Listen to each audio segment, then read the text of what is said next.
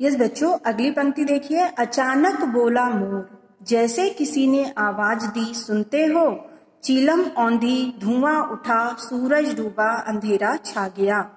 इन पंक्तियों में कवि सर्वेश्वर दयाल सक्सेना जी कहते हैं कि मोर की आवाज जैसे ही जब किसान रूपी पर्वत जो है वो सूरज रूपी आकाश का साफा पगड़ी बांधकर बैठा हुआ है, नदी रूपी चादर को ओढ़कर बैठा हुआ है और सूरज रूपी चिलम को वो क्या कर रहा हो, खींच रहा हो, ठीक है।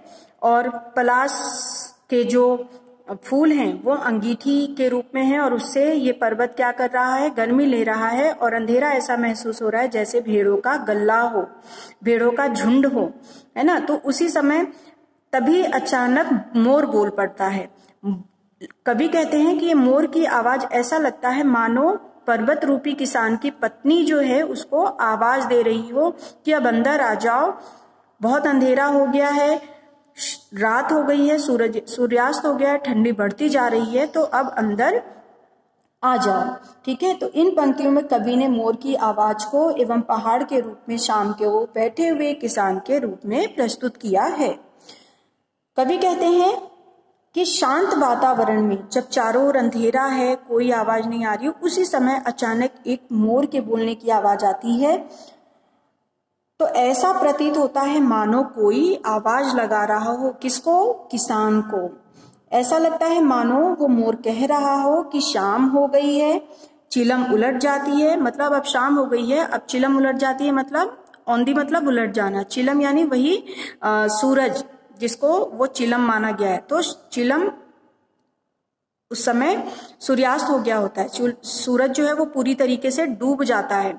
अभी तक कैसा लग रहा था, जब वो सूरज सूर्यास्त पर पहुंचा था तब ऐसा लग रहा था कि जैसे वो किसान रूपी पर्वत जो है वो सूरज रूपी चिलम को क्या कर रहा हो, खींच रहा हो। लेकिन अब वो सूरज क्या हो गया, अस्त हो गया है, यानी वो चिलम क्या हो गया है, पलट गया है, बुझ गया है और वहां से क्या निकल रहा है, धुआं निकल रहा है। अर्थात ठंडियों के मौसम में जो कोहरा सिमट के आता है उसको ही क्या बोला है उसने, धुआं बोला है, ठीक है।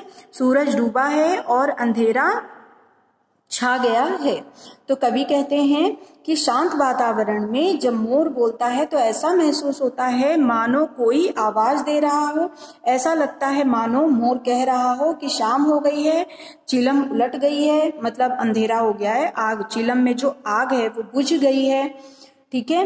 धुआं उठने लगा है, मतलब जब कोई चीज बुझती है तो उसमें से धुआं उठता है ना, तो धुआं उठने लगा है, मतलब जो ठंडी का मौसम है, जो सर्दी का मौसम है, तो उसमें जो घना कोहरा जो वापस आ रहा है वो एक धुएं की तरह महसूस हो रहा है।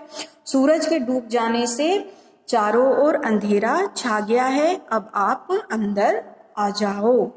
तो यहाँ पर कवि सर्वेश्वर दयाल सक्सेना जी ने बहुत ही सुंदर वर्णन किया है प्राकृतिक दृश्य का, जिसको उन्होंने क्या बना दिया है, सजीव बना दिया है, ठीक है। सजीव मतलब होता है जिसमें जान हो, है ना। आप देख सकते हैं पूरी कविता में लेखक ने, कवि ने किस किस को सजीव बना दिया है, पर्वत को, नदी को, है ना, मोर को उसकी पत्नी बना दिया है। तो ये चीजें, उम्मीद है आप सभी को ये पाठ समझ में आ गया होगा। अब आप ये कविता बहुत अच्छे से अपनी कॉपी में लिखिए और कठिन शब्दार्थ लिखिए और लेखक परिचय भी।